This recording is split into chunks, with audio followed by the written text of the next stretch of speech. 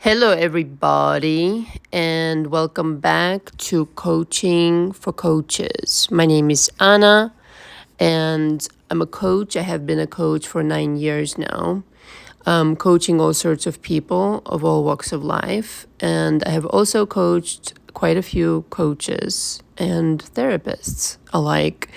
And I started this channel in order to express what my point of view is, what my opinion is, as far as what one needs to do to stand out as a coach today, and offer my services if anyone is interested to become a coach or to upgrade their expertise. I have indeed a lot to offer as far as setting up your business, to give you information about a lot of necessities that go into creating a business if you're new to this, or if you're upgrading, to make sure that, first of all, your demons have been worked out personally, because I noticed that is kind of a little bit prevalent in the coaches that I've observed, where they themselves have not worked on their let's just say crap, and yet they're coaching. And I found that really alarming. So that's another thing that I feel is important for coaches to give themselves this gift. And for whatever reason you became a coach, and obviously you have this, inclination to help people, but I really find that in order to progress and to go higher in your business, in your vibration, obviously, is to elevate your own game. And so my service here is twofold: upgrading you as a coach, and or really establishing your business and telling you what not to do and what to do. So today we're going to discuss this rather peculiar, for me personally, obsession with the majority of the coaches that I've observed since coming on YouTube 2 years ago. And that is the obsession of being liked, okay? And how that could be completely detrimental to your business. And so the title of this audio/video is The Obsession to Be Liked in Life Coaches. The reason this is completely backwards, I think, should be obvious, should it not? As a coach, you should really focus, you better damn focus on your material. You got to make sure you do a good job. Your job is not there to be liked. This is not about you anyway. That you have a personality, like I always say, great for you, good for you. It's a tool to connect with people. It's definitely a tool to connect with your clients and to understand, but you're not there for that. You're not there to glorify your persona. You're not there to even become a star of any kind. And I really feel like for the majority of what I've seen, the coaches on YouTube have a completely different idea about this, and it shows. I want to give my own example. I truly came on YouTube for one reason and one reason alone, is to help people. During COVID, I wanted to uplift people, and I started recording some audios about this and that, kind of esoteric subjects, if you will. And I had no intention of coaching people, but it just happened to me. I already had a practice outside YouTube, and it just happened so that people took interest in what I had to say. And in a matter of months, I was booked up to the limit, and I probably had like 500 subscribers, okay? Seriously, before even reaching 500 subscribers, I was booked to the limit, and to the point where I was actually overwhelmed with demand because, I didn't know anything about this market on YouTube.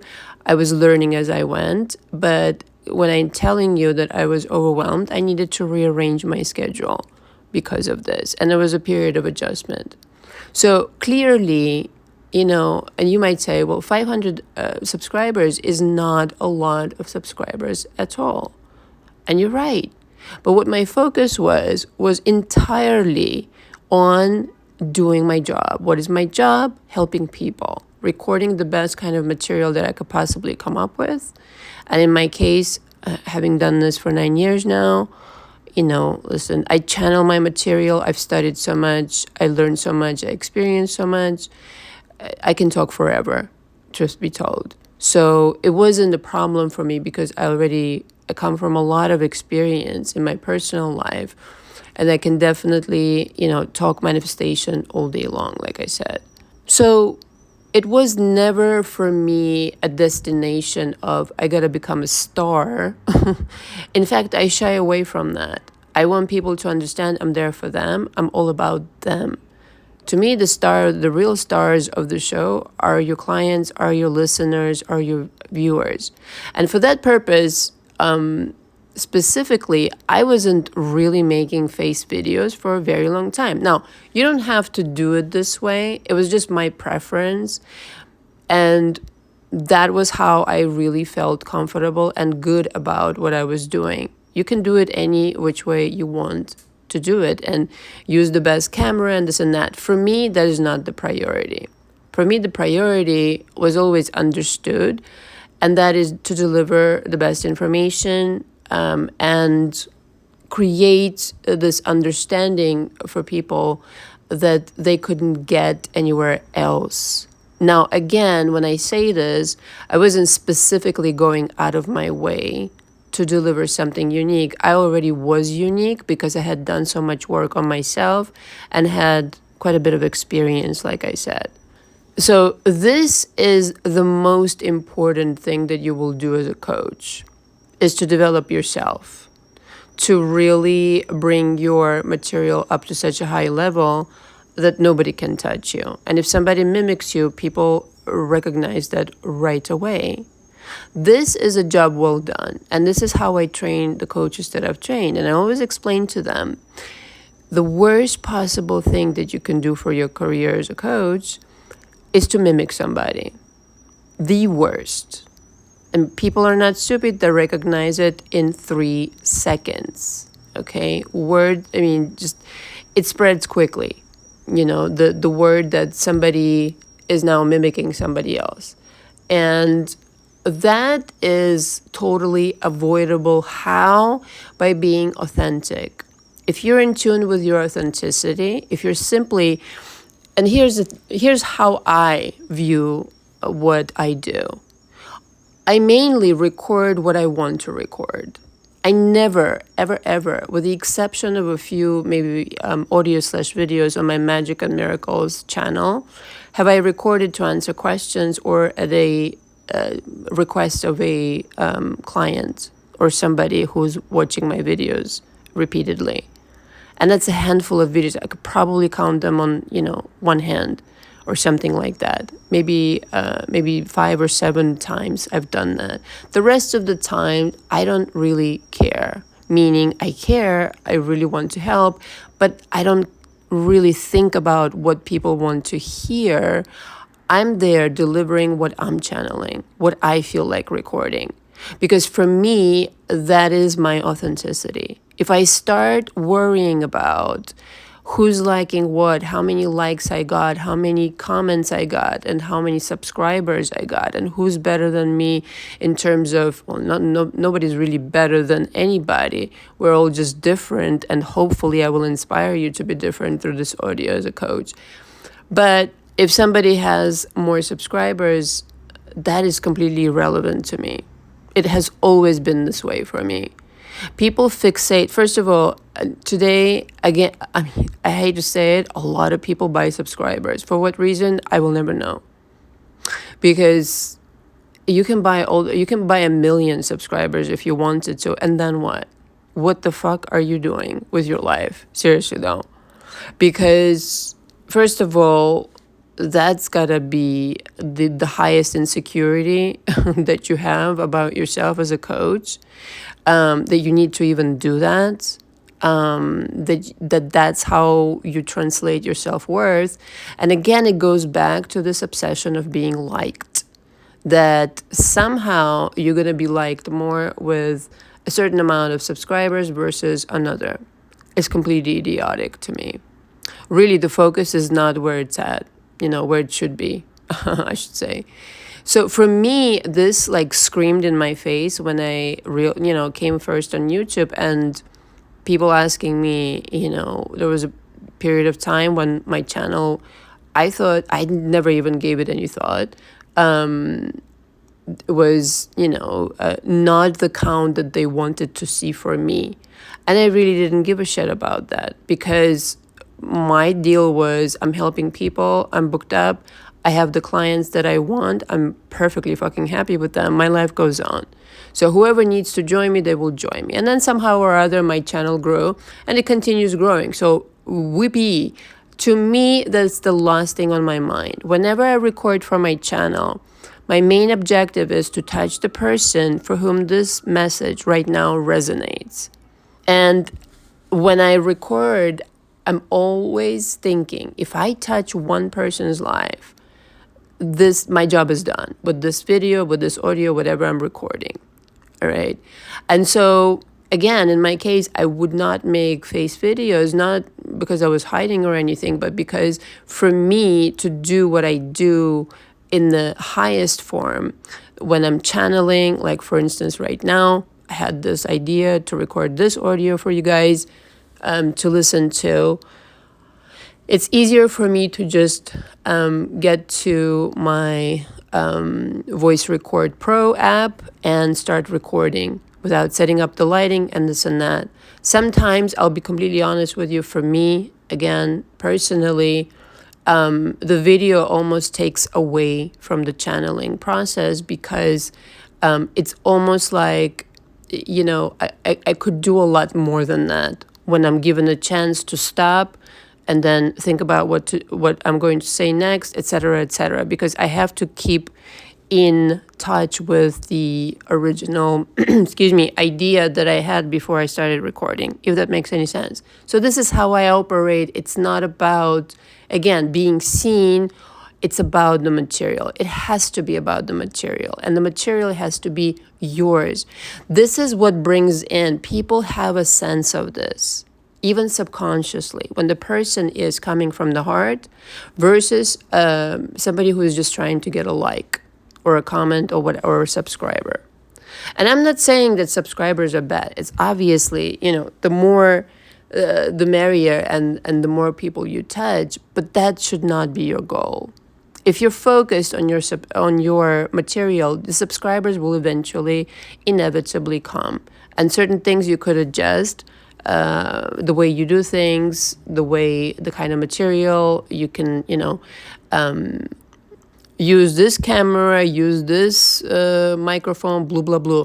For me, that is not important. And I encourage you, let's just say, if you want to have these things, great, have them. But couple them naturally, with the equal high quality of material. No getting away from that. There's nothing more dull than watching somebody with a super great camera and a microphone or whatever they have, the kind of equipment, and delivering the message that feels completely flat. I would rather take somebody who completely does not pay attention to any of that and just delivers their material the way that they want to. I think, again, it's more genuine, more authentic. It comes across really raw and true.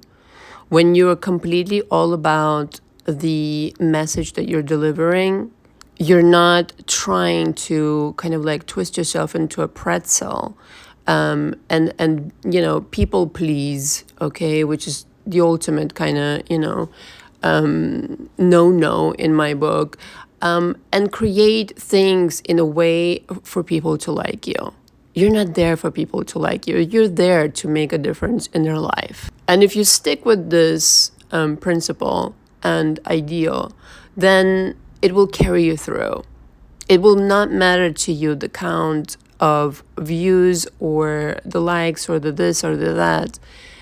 You will know that you're making a difference by the amount of people contacting you.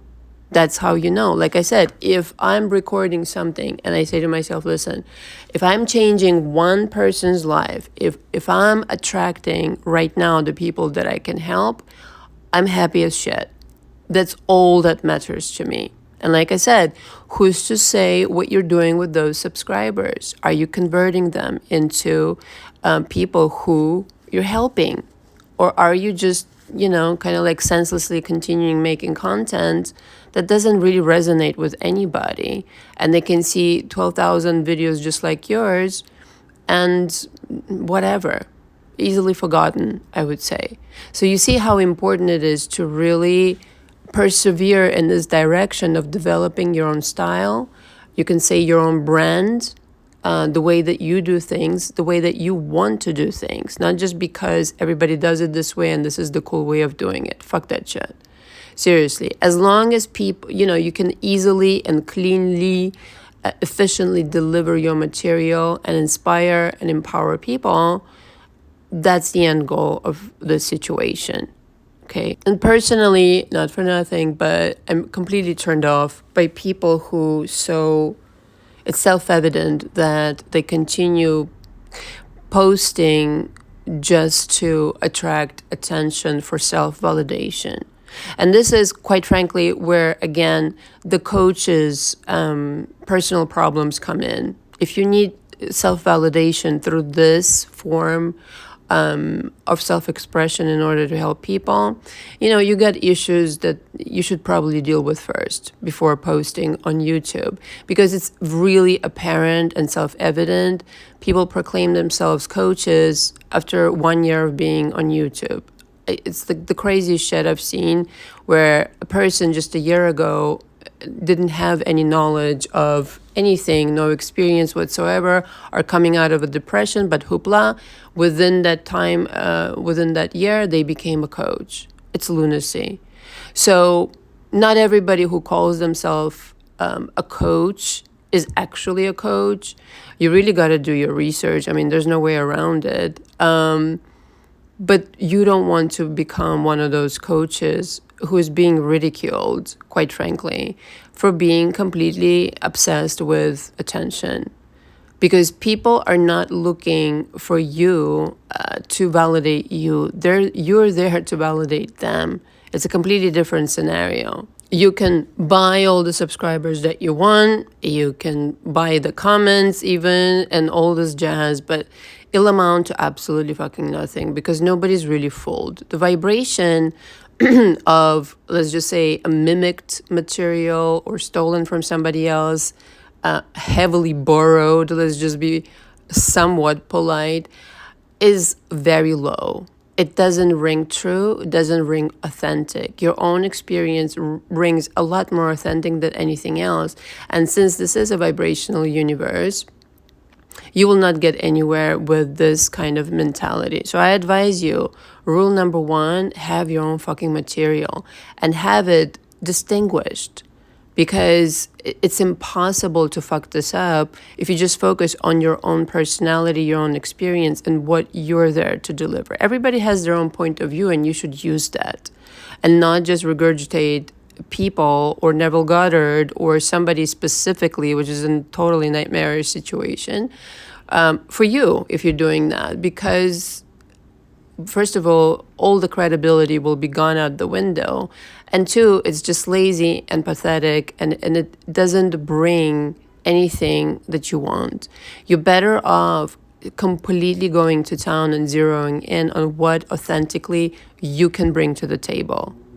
Nobody else needs another coach who is just like showing up with their camera and this and that and completely regurgitating things they heard from somebody else.